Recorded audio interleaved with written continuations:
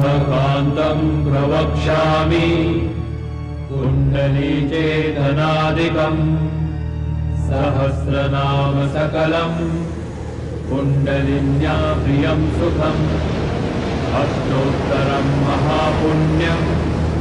साक्षात् सिद्धिप्रदायकम् तव प्रेमवशेनैव कथयामि शृणुष्व तत्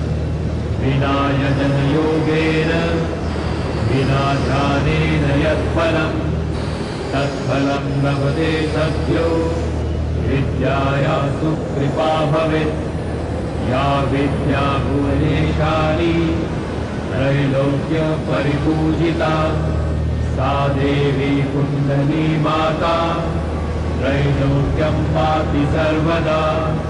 तस्या नाम सहस्राणि अष्टोत्तरशता